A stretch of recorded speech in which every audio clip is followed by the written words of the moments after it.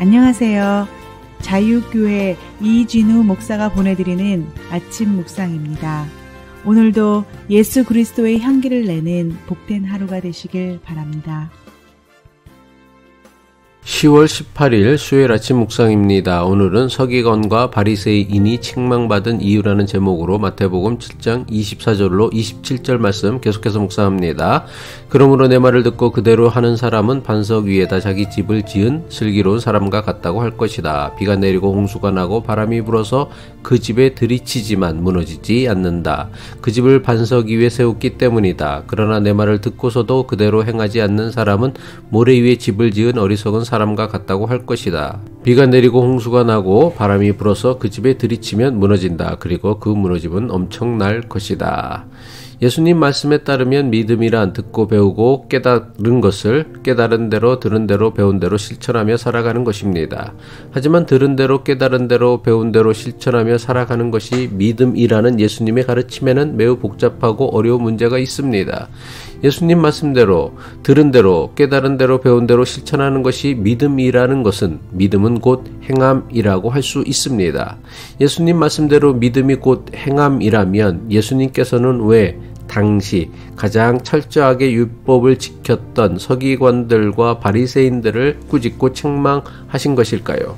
믿음이 곧 행함이라고 한다면 예수님께서는 왜 주의 이름으로 귀신을 쫓아내며 주의 이름으로 수많은 기적을 행하였던 이들을 책망하신 것일까요? 당시 서기관들과 바리새인들은 가장 신실한 믿음의 사람들이며 하나님의 말씀을 가장 잘 실천하는 사람들처럼 보였고 그렇게 여겨졌습니다.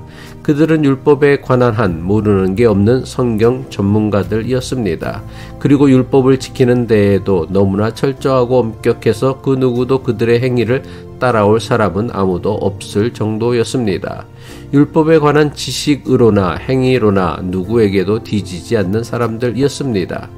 하지만 마태복음 23장을 보면 예수님께서는 당시 지도자들이었던 서기관들과 바리새인들의 믿음에 대해 지나치게 보일 정도로 엄중히 책망하셨습니다. 예수님께서는 사람들에게 가장 신실하다고 존경받던 서기관들과 바리새인들을 향하여 무려 6번이나 화가 있을 것이라며 무지막지한 책망을 하십니다.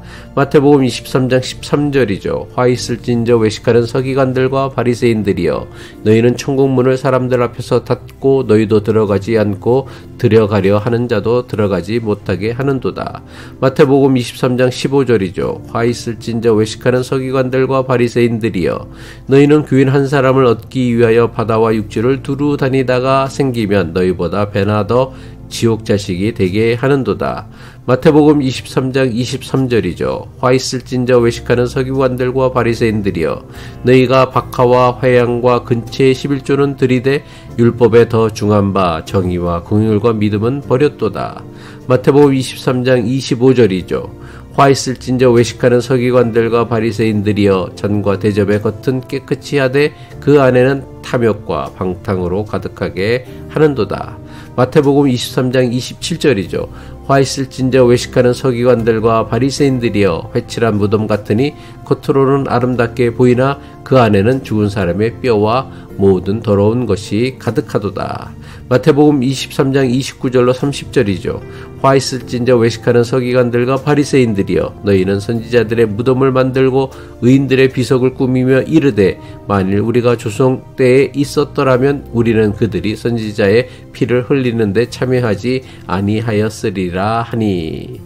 누구보다 율법을 지키는 일에 가장 철저했던 서기관들과 바리새인들을 예수님께서는 왜 그토록 엄하게 책망하시고 꾸짖었을까요? 누구보다 율법을 가장 잘 알고 누구보다 열심히 율법을 지켰던 서기관들과 바리새인들의 문제는 도대체 무엇이었습니까? 서기관들과 바리새인들에 대한 예수님의 6번의 책망에는 공통으로 반복되는 단어가 있습니다. 무엇입니까? 외식이라는 단어입니다. 외식이 무엇입니까? 겉과 속이 다른 것을 외식이라고 합니다. 예수님께서 서기관들과 바리새인들을 책망하셨던 이유는 저들의 믿음이 외식하는 믿음이었기 때문입니다. 하나님을 믿는 믿음이란 마음으로 믿는 것을 삶으로 살아내는 것입니다. 하지만 당시 종교 지도자들이 율법을 철저하게 지켰던 것은 율법에 담긴 하나님의 뜻을 믿은 것이 아니었습니다. 저들이 믿은 것은 율법과 성전을 이용해 자신들의 종교 기득권을 지킬 수 있다는 믿음이었습니다.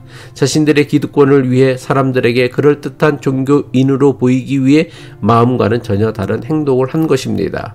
서기관들과 바리새인들을 향한 예수님의 책망에서 우리가 반드시 배워야 할 것이 있습니다. 그것은 바로 기도, 구제, 금식과 같은 종교 행위를 하는 것만으로 하나님 말씀대로 사는 것으로 여기는 것은 매우 위험한 생각이라는 것입니다. 종교 규칙을 잘 따르는 것으로 또는 교리를 잘 지키는 것으로 예수님을 잘 믿고 있다고 자랑하는 것은 서기관들과 바리새인들의 실수를 반복하는 것이 됩니다. 자기를 드러내고 자랑하고 인정받으려는 종교 행위는 예수님 말씀대로 사는 믿음이 아니라 자기의 욕심을 위해 예수님을 사사로이 이용하는 것에 지나지 않습니다. 많은 교인이 남에게 잘 보이려는 외식하는 신앙으로 남을 속이며 신앙생활 하다 보니 하나님도 속일 수 있다고 착각합니다. 하지만 우리가 아무리 완벽한 가면을 쓴다고 해도 우리의 마음, 우리 중심을 보시는 하나님을 속일 수 있는 길은 그 어디에도 없습니다. 예수님을 믿는 믿음을 세워야 하는 반석은 진실함이며 진정성이며 정직함입니다. 우리의 믿음이 사람의 시선이나 사람의 인정이 아니라 진실함과 진정성과 정직함이라는 반석 위에 세우는 믿음이 되어야 할 것입니다. 기도하겠습니다. 우리의 반석이 되신 하나님 아버지, 하나님께서는 우리의 겉모습을 보지 않으시고 중심을 보시는 하나님이심을 깨닫게 하옵소서.